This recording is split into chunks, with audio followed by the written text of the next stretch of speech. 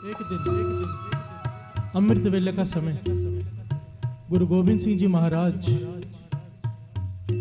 अमृत वेले निरंकार के चरणों से जुड़े हुए। जैसे ही अमृत वेला समाप्ति हुई, गुरु गोविंद सिंह जी महाराज ऐसे उंगलियों पर कुछ गिनने लगे। काफी समय तक ऐसे गिनते रहे उंगलियों पर। पास में दया सिंह जी खड़े, बेनती की, पातशाह आप रोज मैं देखता हूं अमृत वेला जब आप सिमरन कर लेते हैं तो आप अपनी उंगलियों पर क्या गिनते हैं? रोज कितना समय तक गिनते रहते हैं? गुरु गोविंद सिंह जी महाराज कहने लगे कि अमृत वेले जो सिख उठकर गुरु चरणों से जुड़ते हैं ना, जो सिख उठकर मुझे याद करते हैं, अमृत वेले की समाप्ति के बाद मैं उन्हें याद करता हूं, उनकी हाजिरी लगाता हूं। निरंकार खुद आपकी हाजिरी लगाता है साथ संगत। अगर आप अमृत वेले उठते हैं तो अमृत वेले की वड्याई सारी जिंदगी कीर्तन चलता रहेगा ना, अमृत वेले की वड्याई करता रहूंगा, यह प्रकरण खत्म नहीं हो सकता। इतने महापुरुष चाहे किसी भी धर्म के,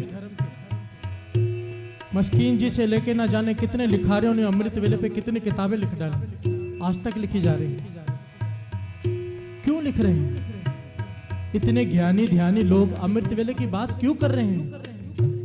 क्योंकि अमृत वेले के ऊपर कुछ है ही नहीं, कुछ भी नहीं।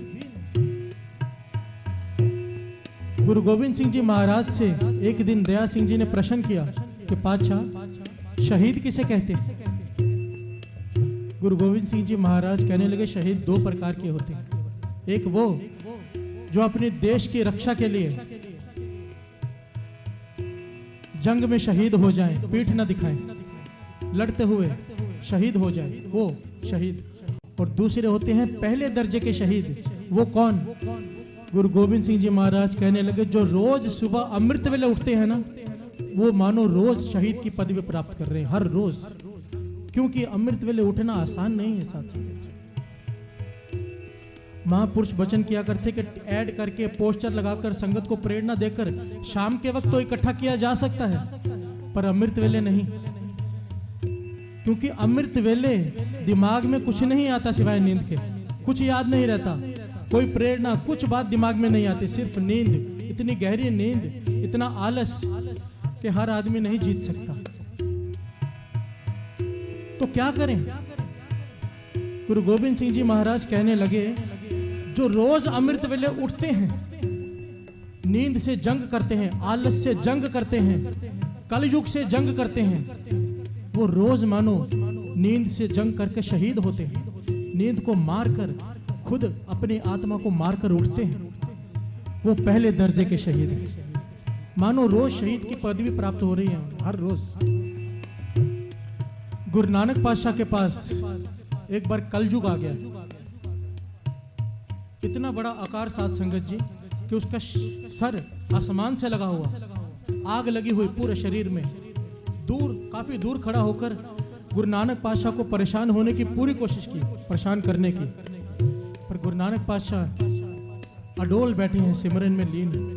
आखिर में तंग आकर जब उसका कोई बस न चला, कलयुग पास आया। जैसे ही पास आया, भाई वीर सिंह जी लिखते हैं अपनी किताब में, कलयुग जैसे ही पास आता गया उसका आकार छोटा होता गया, उसकी आग बुझ गई, आकार छोटा हो गया, बिल्कुल बच्चे के आकार का होकर उनके सामने बैठ गया।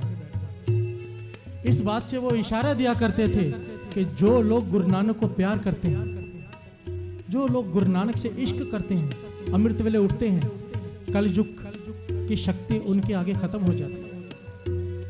क्योंकि जब तक गुरु नानक से दूर था उसका आकार भी बड़ा था, काम क्रोध लोभ मोह अहंकार की अग्नि भी जल रही थी। जैसे ही गुरु नानक के पास आया उसकी ताकत खत्म हो गई। अब कलयुग गुरु नानक पातशाह से कहता है कि आप दुनिया में नाम जपाना बंद कर दो, मुझे बहुत तकलीफ होती है। आप दिन रात ये उपदेश देते हो कि नाम जपो, ना जाने कितने लोग नाम जपने लग गए हैं, मुझे बड़ी तकलीफ होती है। मेरे राज में सब गलत काम होने चाहिए।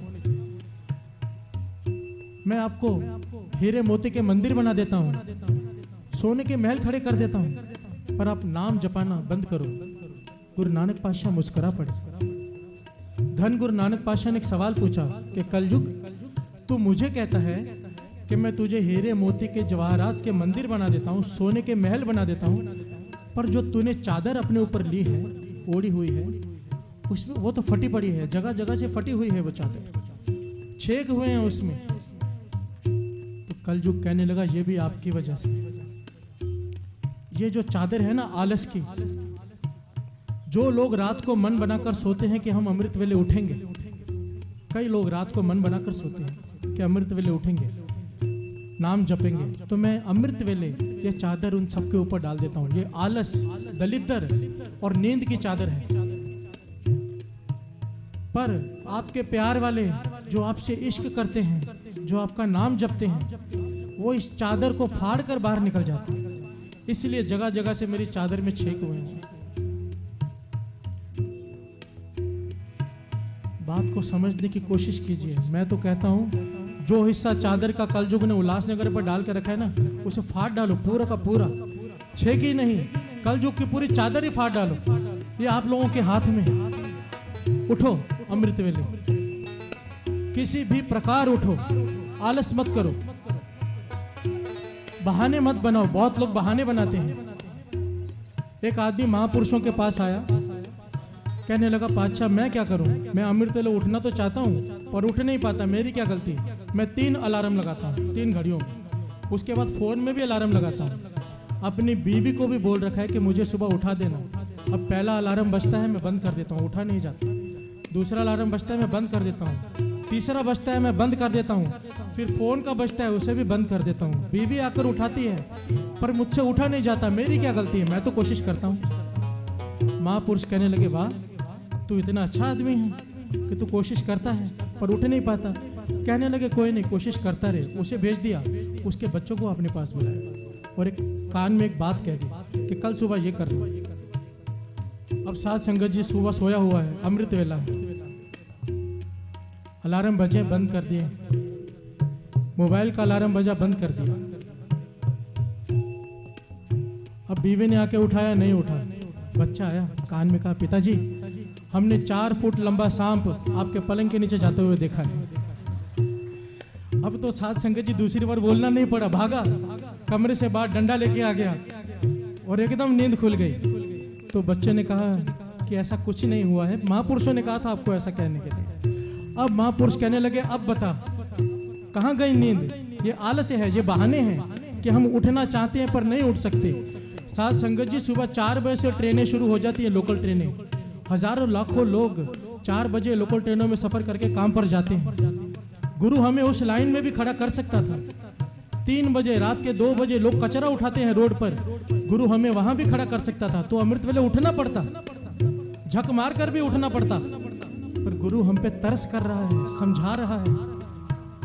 ये बहाने बनाना बंद करो कि हमसे नहीं उठा जाता।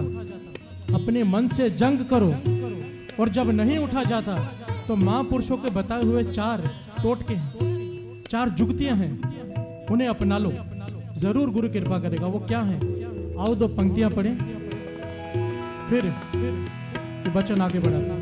ये जो सांप वाली बात दास ने की ना, बाबा आनंद सिंह जी महाराज वचन किया करते थे कि ये मजाक नहीं है। ये काल रूपी सांप नाग हमारे सर पर लटका पड़ा है, लटका हुआ है हमारे सर पर। ना जाने किस सेकंड हमें डस ले, कब किसकी बारी है किसे नहीं पता। तो ये अमृत वेले उठते वक्त मन में ये बात ले आया करो कि ये मेरी जिंदगी का कहीं आखिरी दिन ना हो, कहीं ये मेरी जिंदगी का आखिरी दिन ना हो। अगर मैं अमृत वेले नहीं उठा तो गुरु के पास क्या मुंह लेके जाऊंगा। ये बात मन में लाया करो उस वक्त। उठ नाम जप, उठ नाम जप, उठ नाम जप,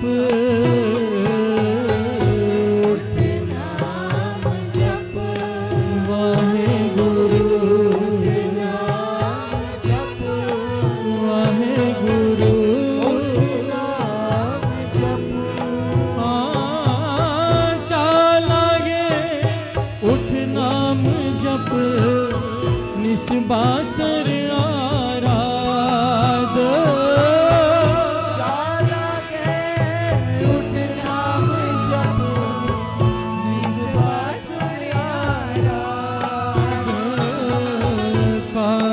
तुझे ना व्यापे कारा तुझे ना व्यापे नानक मिटे